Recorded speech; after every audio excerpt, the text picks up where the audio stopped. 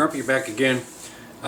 What I want to do is show you a little bit about draw filing. There's a lot of controversy over this, I think, because I see so many finished guns where people have just left the surface finish on the barrel direct from the manufacturer. And I don't care who the manufacturer is, they leave small ripples on the surface, both lengthwise as well as undulations that are going across the surface too.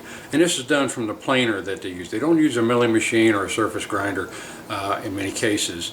They're using a planer, and then they might surface grind it after that. And it's going to leave some deep marks, really.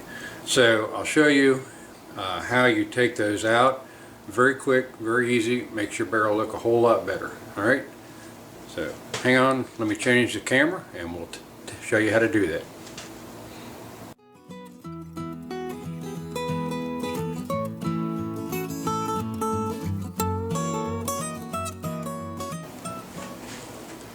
Alright, we're going to do a little bit of this draw filing.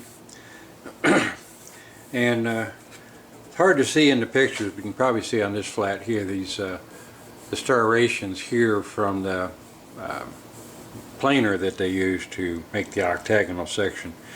I mean, it's okay, but when you look at it in the right light, you get ripples in there too, and that just is all wrong. So what we're going to do first is rough file it to get most of those out. And I've got this 10-inch bastard file here.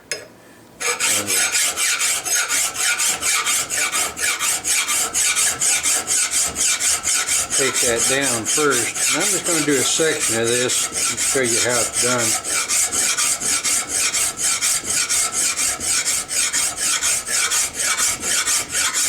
But you can see how I'm doing a scrape as well as a forward stroke, taking that down until I can no longer see the longitudinal lines in here. Then I'll come back with a smooth file, 10-inch smooth. This is actually, it says mill bastard, but it's a very smooth surface on it, single cut, and you just start, lay it flat on the surface here and just start scraping back and forth with no side to side movement. All you're doing is scraping,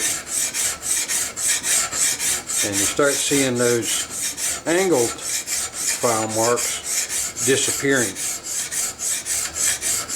And you're probably going to want good light overhead so that you can see all the work that you're doing.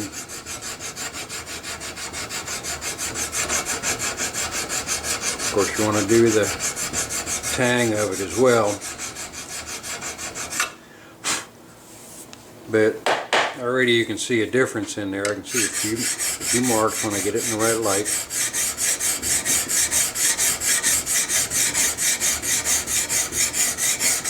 And just keep scraping and rubbing until you get all those marks out.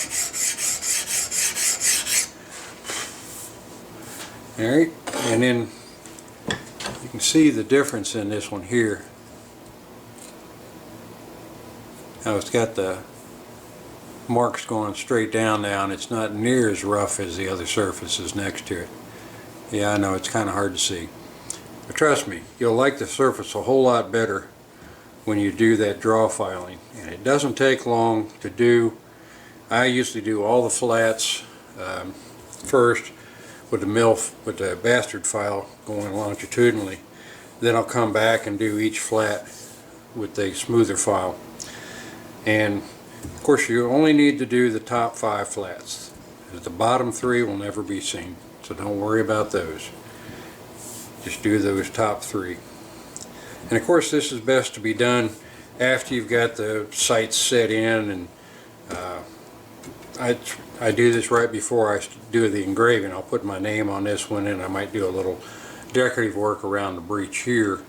But I want to get it smooth down to level first, and then I'll come back, do the decorative work with the engraver, and then light polishing.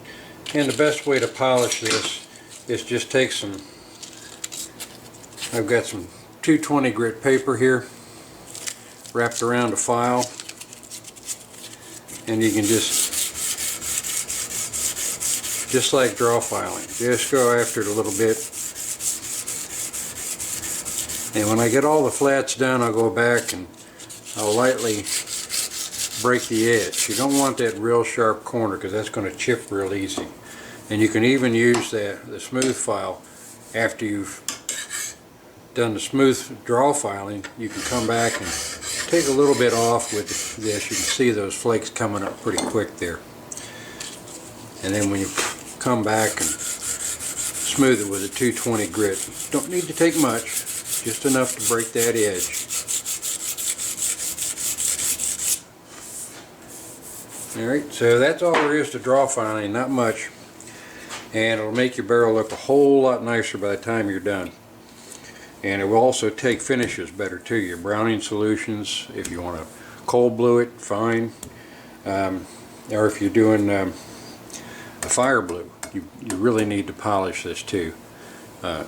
That's what really brings out the color in this. The better the polish, the deeper the blue is going to be. But you don't want it so smooth that it's too much of a smooth finish, because the small granulations in there between the marks of the sandpaper is what's going to pick up the color when you fire blue it. So if you polish this down so you got a mirror finish and you can see yourself in it, it's too smooth. You're not going to get a nice deep color on it. You want a little bit of a grain there too exposed. That's why I go down to a 220 grit and no further.